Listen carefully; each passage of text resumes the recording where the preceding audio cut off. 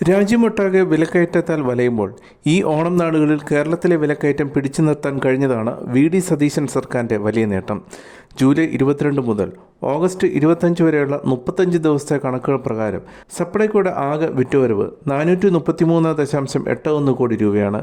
വിൽപ്പനശാലകൾക്ക് പുറമെ വിവിധ ജില്ലകളിൽ സംഘടിപ്പിച്ച ഓണം ഫെയറുകളും സപ്ലൈകോയുടെ ആകെ വിറ്റുവരവിൽ നിർണായക പങ്കുവഹിച്ചു.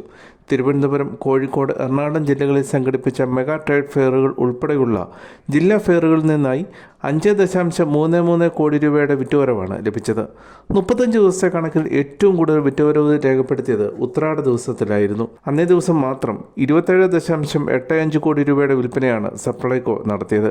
ഓണാഘോഷത്തിന് മുന്നോടിയായുള്ള അവസാനഘട്ട സാധനങ്ങൾ വാങ്ങുന്നതിനായി വൻതോതിൽ ഉപഭോക്താക്കൾ സപ്ലൈകോ ഔട്ട്ലെറ്റുകളിലും ഫെയറുകളിലും എത്തിയതോടെയാണ് ഉത്രാട ദിനത്തിലെ വിൽപ്പന ഇത്രയധികം ഉയർന്നത്. കഴിഞ്ഞ വർഷത്തെ ഓണക്കാല വിറ്റുവരവുമായി താരതമ്യം ചെയ്യുമ്പോൾ സപ്ലൈകോയുടെ ഈ വർഷത്തെ പ്രകടനം ഉപഭോക്തൃ പങ്കാളിത്തത്തിൽ മുന്നേറ്റമുണ്ടാക്കിയതായി വ്യക്തമാക്കുന്നു.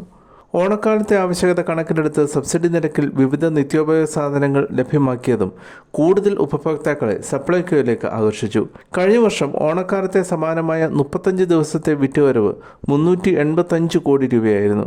ഇതുമായി താരതമ്യം ചെയ്യുമ്പോൾ ഇത്തവണ 48 കോടിയിലധികം രൂപയുടെ വർധനവാണ് രേഖപ്പെടുത്തിയത്.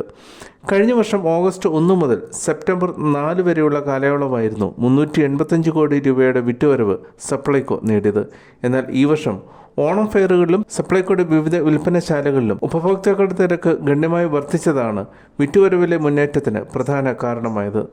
മുഖ്യമന്ത്രി വി.ഡി. സതീശൻ്റെ ഇടപെടലും മന്ത്രി അനൂപ് ജേക്കബിൻ്റെ നേതൃത്വവുമാണ് അത്ഭുതകരമായ മാറ്റം സപ്ലൈകോയിൽ ഉണ്ടാക്കിയത്. പ്രതിപക്ഷ പാർട്ടികളെ പോലും വായടപ്പിക്കുന്ന പ്രകടനമായിരുന്നു സർക്കാരിൻ്റേത്. സതീശൻ സർക്കാർ 100 ദിവസം തികയ്ക്കുന്ന ഓണം നാളുകളിൽ സർക്കാരിൻ്റെ വിപണിയിലെ ഇടപെടൽ ഏറെ ശ്രദ്ധേയമായിരുന്നു.